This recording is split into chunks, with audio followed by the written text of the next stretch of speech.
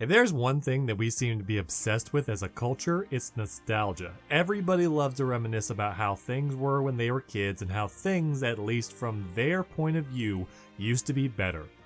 Back in my day, we didn't have all these fancy swancy switches and oddly numbered consoles. No! We had the Commodore 64, which we sometimes mixed up with our cassette rewinder, and we loved it! Sometimes we just want to bring the past back, maybe smooth out those old standard definition cutscenes into something that will actually fit into a 1080p video on YouTube without having to stretch it out completely, or make creative blinders on the sides of the screen so you're not just staring at lazy blackness. What are you? What do you want? But other times you realize that the thing you used to love actually had some problems that you never noticed before. Maybe it's because you didn't know better and that's all you had, so you accepted it. Or maybe a later entry in the series of that thing just handled certain aspects of it better, and now you have a hard time going back to the old ways because you've gotten used to how things are now. Luckily, there's a solution to that. The company just makes the game again and updates it with modern technology and to a more modern presentation. The game gets remade. The practice of the remake is commonplace in video media, but to say that it's an everyday staple for video games would be an understatement. Video games get remade all the time nowadays because companies recognize that all the people who play these games as kids will buy it again due to nostalgia overload, and people that have wanted to play it before but couldn't for whatever reason are now able to pick it up. Fire Emblem is no exception to this, Fire Emblem, the series that we're supposed to be talking about. In fact, as of writing this video, 3 games in the main series of Fire Emblem are remakes. That's a fifth of the entire series.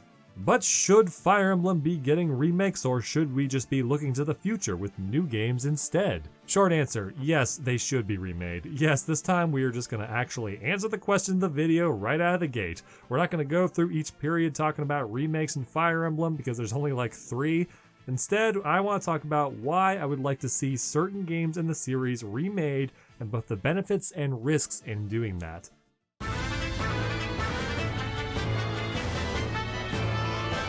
So before we go too deep into this topic, it's important that we clarify what we mean by remake. And this seems like it should be straightforward and not require explanation, but I'm going to do it anyway because that's how these videos are structured, and I feel like it. A remake refers to when a work is created again in another shape or form, maintaining a strong resemblance to the original while also imparting its own identity onto it somehow. It's a practice that is commonly seen in visual media more than anything else, that being video games and movies. The reason for that is because these two entertainment mediums are most susceptible to being transformative due to the constant evolution of technology and are often the most marketable. There are certainly types of remakes of other kinds of products like books, toys, or even household appliances to some degree, but these don't typically get the marketing presence or complete overhaul that audiovisual media tends to get. You can make Leon prettier in Resident Evil 2, but there's only so many ways you can describe Harry Potter's lightning scar. However, sometimes even video games and movies don't get a complete overhaul when they're remade. Instead, they're just updated to modern standards so that they can be run on current technology, while still maintaining the identity of the original product wholesale without any more changes. When this is done, it's called a remaster. Fire Emblem as a series has an interesting history because about a third of it never released outside of Japan, yet its characters keep appearing in international media in the modern day.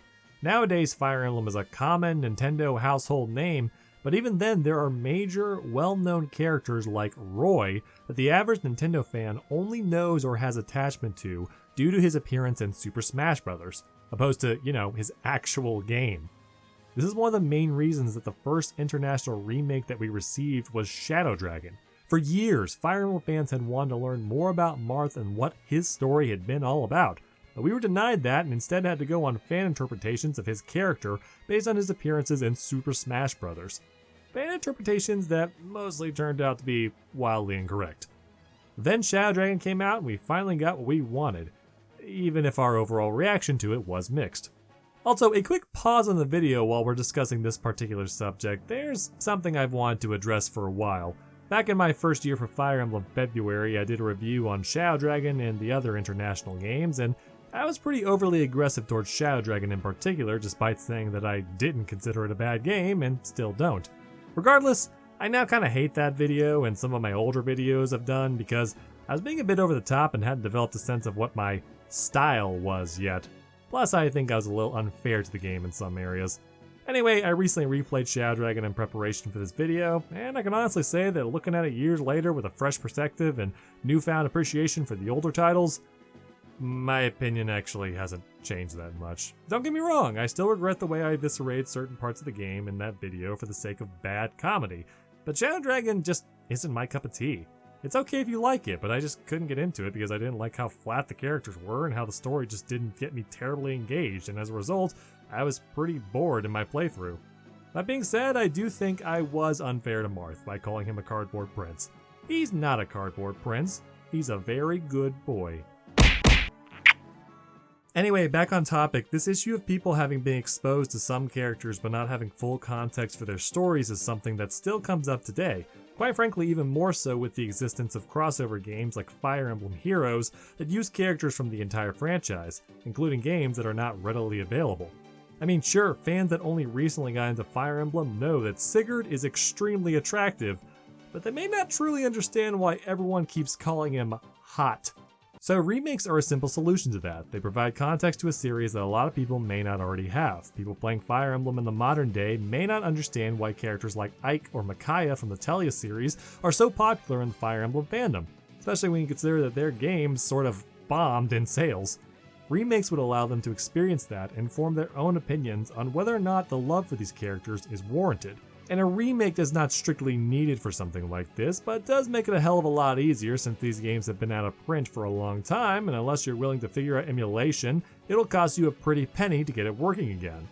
Honestly though, even if you have the funds to make it all come together on a classic console with the original disc or cartridge, having someone play the original game still may not be the best way they could be experiencing it.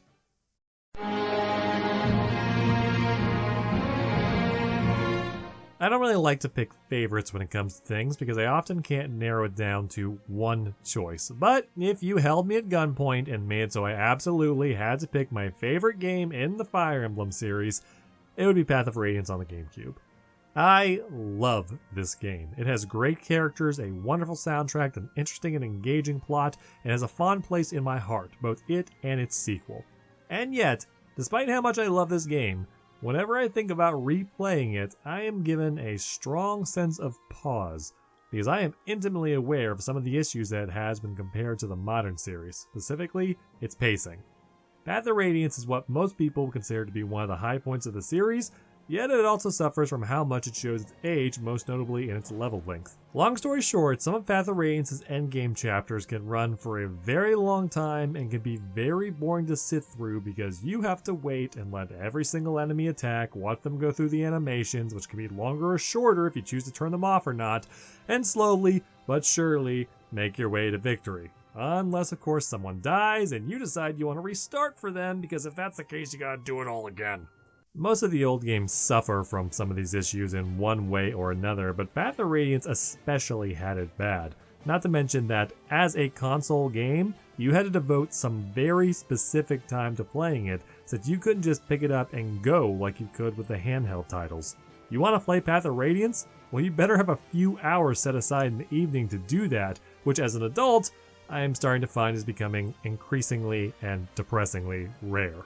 When I was younger, this didn't really bother me because I had a lot more free time, but one of the other main reasons as to why it does now is because there have been so many quality of life improvements that keep the newer games from falling victim to this.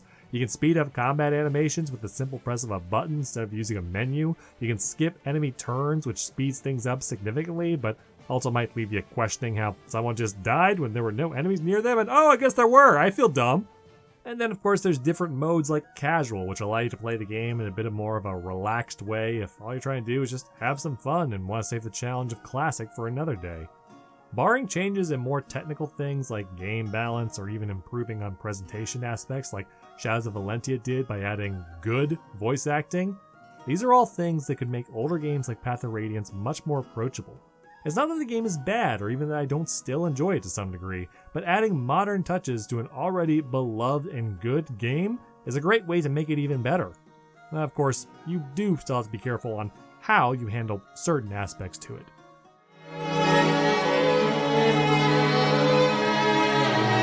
So there is one major risk for remakes that we should talk about before we round off this video, and it's in regards to losing context with the original work or just changing things that never really needed to be changed. A lot of remakes tend to be of things that were made quite some time ago. It fits into that whole bringing it into the present with modern technology thing I talked about earlier. But aside from updating the graphics, gameplay, and other mechanical aspects of a game, remakes often tend to update the source material to make more sense in a modern context as well. This can include changing how events take place in a story in an effort to explain it better to modern audiences. It can also include adding or changing scenes to alter the original context of the work and essentially making it something different altogether. Bear in mind, this is not necessarily a bad thing, although there are many that would disagree. Sometimes updating the story can fill in plot holes that were a problem in the original work, and other times it can be used to try and improve on something in the plot that wasn't conveyed properly, or maybe improve the writing of certain characters that didn't have a lot of screen time the first go around. Although, again, you can screw this up by trying to answer questions that didn't need answering. When Shadow Dragon was being made, the dev team said that they wanted to keep the plot as close to its original writing as possible. And as I've said before, while seemingly done out of respect to the source material, I think that in this particular case it was a bit of a missed opportunity because the original Fire Emblem game was a Famicom game, and half the reason that it was so minimalistic at the time is because it wasn't technologically possible to expand on things like the side characters or any of the other parts of the script. Something that modern Fire Emblem has become known for and that people like myself really like about it. And yet, Shadow Dragon decided anyway to add a set of prologue chapters that weren't in the original game, which served both the purpose of acting as a tutorial to teach new players how to play the game, and also expand on story events of Marth fleeing his homeland and helping set up his motivation and character arc throughout the story. Adding things into the story that weren't originally there is still risky, and while it can have a positive payoff, it can also be detrimental, especially when you're adding in original characters. For example, certain aspects of Shadows of Valentia.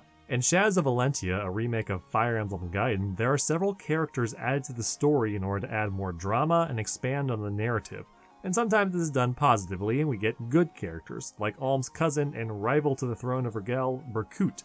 Berkut added a new layer of conflict and intrigue to Valentia's story, and even helped serve a purpose of showing how the cult of Duma were working to manipulate Rigel to their own means by taking advantage of him, while also serving as a character foil to Alm. Plus, his voice actor Ian Sinclair did a freaking amazing job with him. No, please, have mercy, sire!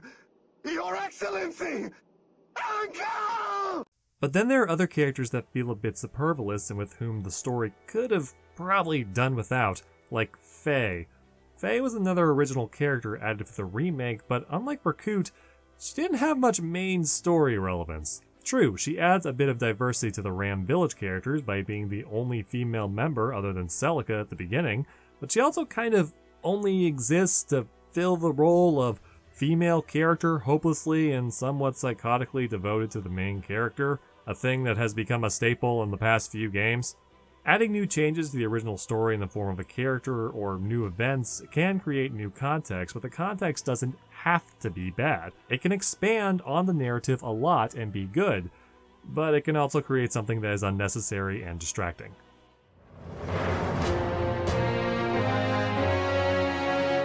Ultimately, I believe remakes for Fire Emblem are a good thing, and I want to see more of them happen. While the older games have their merits for what they already are, I believe that there are ways to bring them into the modern era and even graft on improvements. There's definitely a tactful way to approach these for these games, but it can be done.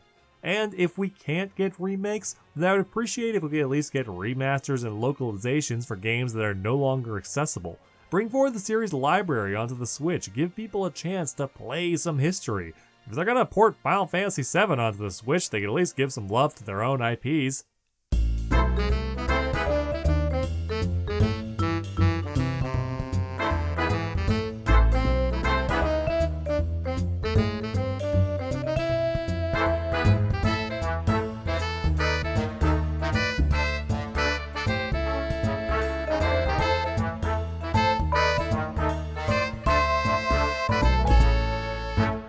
Hey, no end joke this time. It's just me, unless you know I'm the joke. Anyway, I just wanted to say thank you guys so much for watching. In case you haven't guessed by now, this is actually going to be the last video for this year's Fire Emblem February. Yeah, I know it's been a shorter series than it usually is, but I mean the first year was like 6 videos or something, so it's been getting shorter every year. The truth is that I had at least one more video planned, but due to a lot of things, including real life issues and me not managing my time quite as well, and also rewriting and scrapping it twice, I've decided just not to worry about it. Let that cat in. Let that cat in. Come here, cat. Come here. No, she's not gonna come here. Oh, come here. Come here, Tiny. Come here. No, let me have that cat. Give me that cat. Okay, okay. You're gonna make this easier. Okay, yes. This is Tiny cat. Oh, can't see her? Okay. Hey. Can't out there. I can't hold her like this. Okay. Well, there she goes. Whatever. Anyway, back to what I was saying. This is the end of this year's Fire Emblem February. I knew going in that this was going to be kind of a risk to do it this way, because usually they're reviews and not do games needed, and do games needed are in general harder to do because they're not as straightforward to structure or produce as the other ones are. They often take a lot more time and effort, and I just didn't plan properly for that, amongst other things. I'm actually very tired right now. Thank you guys for watching. I'm sorry if this year's Fire Emblem February was not up to par with some of the last ones, but hey, you know what? Every year's an experience, we keep moving forward, and I try my best to make each one better than the last, even if it doesn't always work out. Next year, we're gonna do better, try harder, and overall, I will say that I actually kind of expected more of a negative reception to this year's. I don't know why I was worried. I guess I was one of those things. I was like, well, they're not reviews, so people aren't gonna like them as much. But no, people like these videos. So yeah, guys, thank you for real. Thank you so much for watching this channel. As always, we just broke 2,000 subscribers, which is, as always, every time I bring this up, I think that's really cool. That number might go back down after this video, but hey, that means we can break it again. So, thank you guys so much for watching. As always, if you like these videos, watch some of my older ones too. Maybe not too old, like I said in this video itself. There's some of those I don't particularly like, but that's just kind of how progress is. You start to hate stuff you made before. And as always, thank you and have a good one. We'll see you guys next time.